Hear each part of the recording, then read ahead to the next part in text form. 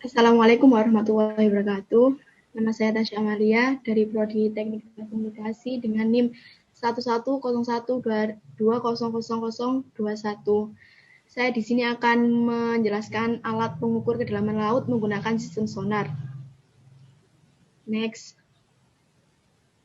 Salah satu pemanfaatan prinsip getaran gelombang dan bunyi adalah untuk mengukur kedalaman laut.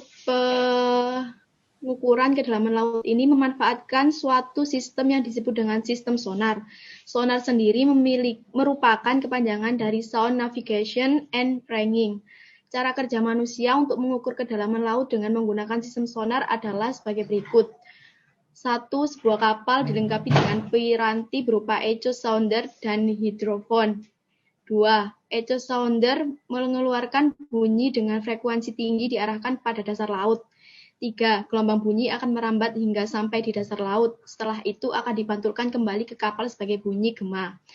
4. Bunyi gema ditangkap kembali oleh kapal melalui piranti hidrofon. 5. Pengamat mengukur waktu yang dibutuhkan oleh bunyi sejak pertama kali dikeluarkan dari echo sounder hingga bunyi echo tertangkap oleh hidrofon. Next. Dari proses tersebut, pengamat akan mendapatkan selang waktu yang dibutuhkan dari awal bunyi dipancarkan melalui echo sounder hingga bunyi tertangkap melalui hidrofon. Karena kecepatan rambat bunyi yang dipancarkan pada air laut tersebut telah diketahui sebelumnya. Dan dalam perambatan bunyi tersebut harus mengalami pemantulan dan perambatan pada jarak tempuh yang dianggap sama. Next.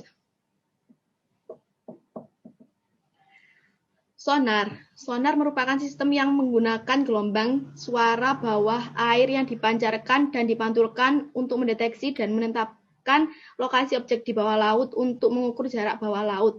Sejauh ini, sonar telah luas digunakan untuk mendeteksi kapal selam dan ranjau, mendeteksi kedalaman, penangkapan ikan komersial, keselamatan penyelam, dan komunikasi laut.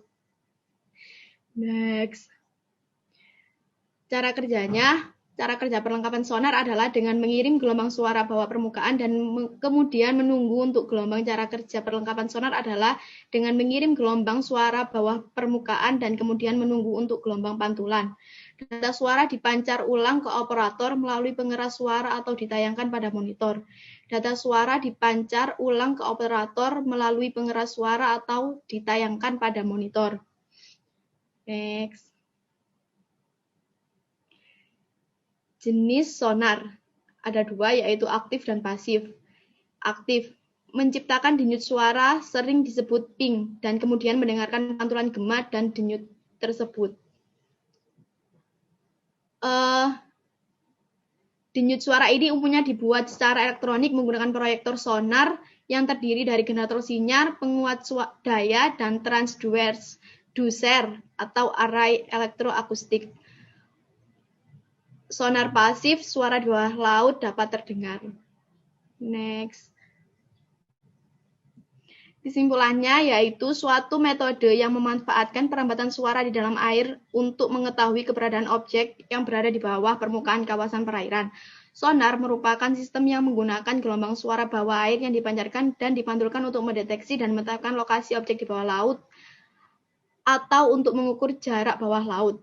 Sejauh ini, sonar telah luas digunakan untuk mendeteksi kapal selam dan ranjau, mendeteksi kedalaman, penangkapan ikan komersial, keselamatan penyelam, dan komunikasi di laut.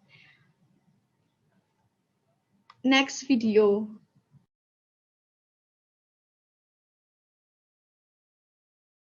Apa itu sistem sonar? Sistem sonar yaitu sistem yang digunakan untuk mendeteksi tempat dalam melakukan pergerakan dengan deteksi suara frekuensi tinggi atau ultrasonik. Frekuensi yang digunakan pada sistem sonar umumnya berada pada daerah ultrasonik, yaitu di atas 20.000 Hz. Karena pada rentang frekuensi tersebut tidak bisa terdengar oleh manusia dan panjang gelombangnya pada daerah ultrasonik sangatlah kecil. Jenis sonar ada dua. Yang pertama yaitu sonar aktif. Sonar aktif mentransmisikan gelombang suara dan menerima pantulannya atau echo kembali. Yang kedua, sonar pasif. Sonar pasif hanya menerima sinyal gelombang suara atau noise yang ditransmisikan oleh suatu objek.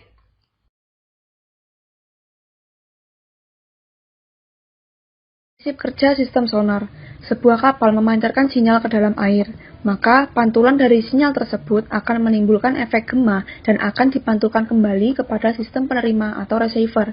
Lalu dilakukan proses kalkulasi mengenai jarak objek dari lokasi kapal dan juga informasi lainnya seperti pemetaan bawah air. Dari skema proses ini disimpulkan bahwa sistem sonar terdiri dari sebuah pemancar atau transmitter, transducer, penerima atau receiver, serta sebuah layar monitor sebagai penampil hasil output proses. Pemanfaatan sistem sonar.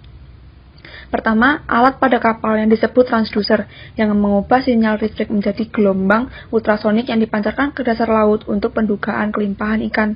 Yang kedua, memberikan informasi kepada nelayan agar mempermudah proses penangkapan. Yang ketiga, memberikan informasi kepada nelayan agar terhindar dari bahaya kapal kandas akibat dangkalnya suatu perairan. Selanjutnya, saya akan menjelaskan kelebihan dan kelemahan yang dimiliki sistem sonar. Sonar memiliki kelebihan dibanding alat navigasi lain, yakni radar.